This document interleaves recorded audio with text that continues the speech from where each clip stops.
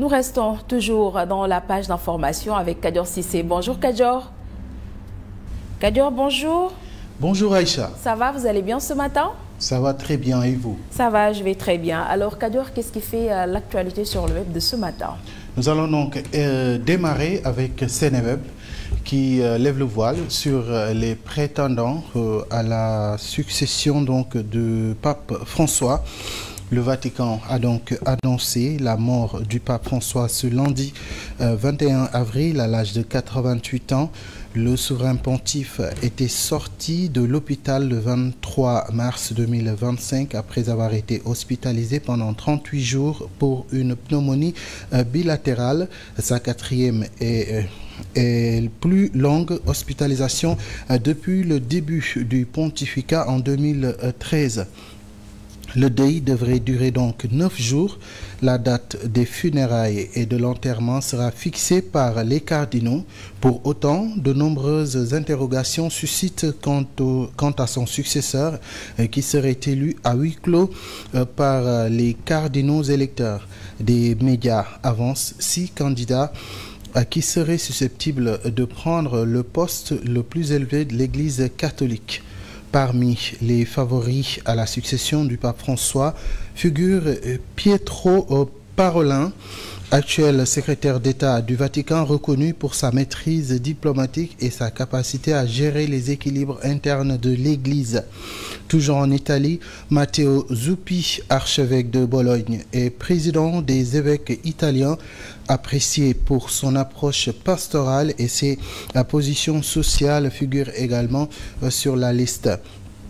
En France, c'est l'archevêque de Marseille, Jean-Marc Aveline, proche du pape François et très engagé dans le dialogue interreligieux et les questions migrants qui pourraient prendre la tête de l'Église, mais d'autres noms tels que celui de Robert Sarah, archevêque de Conakry et ancien préfet de la congrégation pour le culte divin, figure marquante des milieux conservateurs et fervent défenseur de la messe traditionnelle, fait également partie de la liste.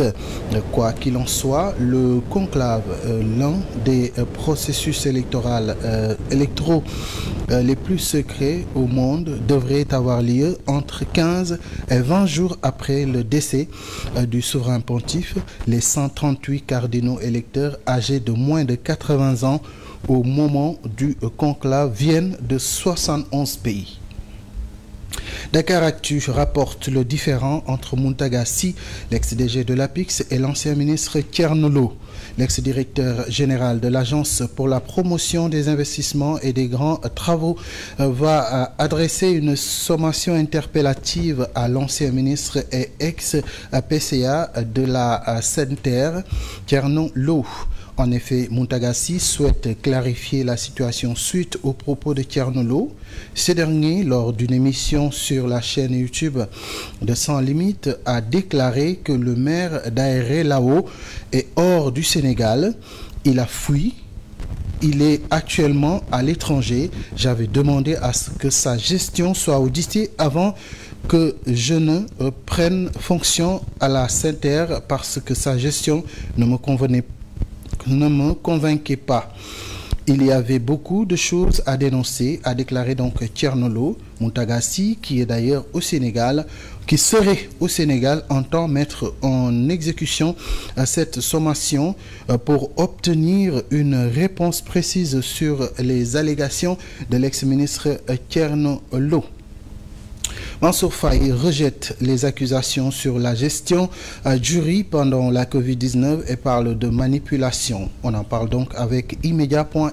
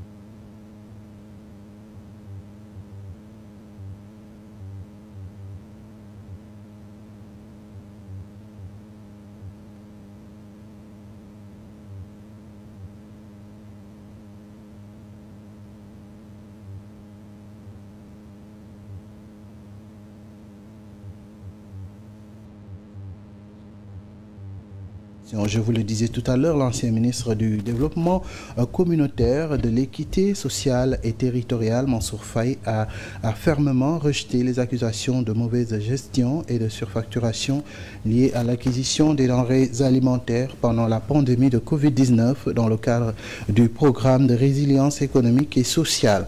Dans une déclaration publique, Mansour Faye dénonce ce qu'il qualifie de campagne de désinformation menée par certains responsables du parti PASTEF et leurs partisans. Il insiste sur la régularité du processus d'acquisition des denrées, notamment le riz, et rappelle le contexte d'urgence dans lequel le gouvernement opérait à l'époque.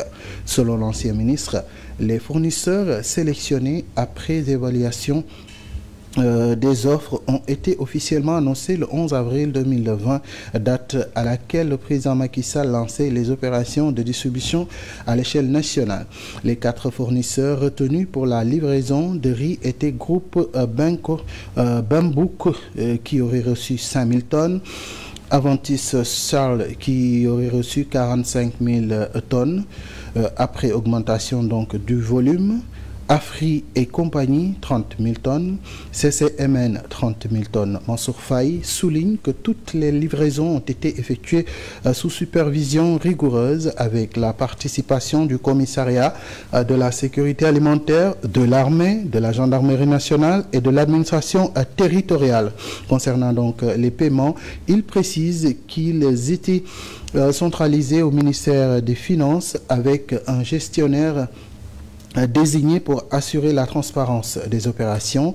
Il réfute les accusations de surfacturation évoquées dans le rapport de la Cour des comptes, affirmant que seules des questions de procédure ont été soulevées. L'histoire de la surfacturation est une forfaiture, tranche-t-il, tout en affirmant que les faits et documents prouvent la conformité et la rigueur du processus. Et puis sudquotidien.sn, pour terminer, Serigne Babacar Sy Mansour appelle à protéger l'enfance et à renforcer la cohésion sociale. Pourtant, la voix, c'était lors donc du ziara annuel donc à Tivaouane, portant donc la voix de Serigne Babacar Sy Mansour donc lors de cette ziara 2025 à Tivaouane. Serigne Papa Makhtar Kébé a invité les Sénégalais à soigner profondément leur attitude en direction de la petite enfance. Cette catégorie de la population doit être prise en charge pour bâtir un Sénégal où la solidarité et la foi vont rythmer le développement de notre société, a déclaré le marabout. Le représentant du Khalif a insisté sur le respect mutuel comme fondation d'une société harmonieuse, affirmant que cela est nécessaire pour garantir une vie normale et surtout la cohésion sociale. L'édition 2025 a été marquée par la participation d'une délégation de Touba conduite donc par Serigne Abdoulahad Mbacké Gaïndé Fatma. Serigne Chouaïbou Cheikhouna Mbacké, s'exprimant au nom de la délégation mouride, a souligné: nous sommes dans notre propre famille. Ce cadre qui représente la ziara générale est une tribune pour perpétuer les bonnes œuvres de Khalifa Ababacar Sy, qui est un repère dans l'islam au Sénégal grâce à son enseignement et son riche héritage. Voilà donc ce qui met en terme à l'actuel de ce matin. Merci de l'avoir suivi. Merci à vous, Aïcha. Merci beaucoup, Kadior.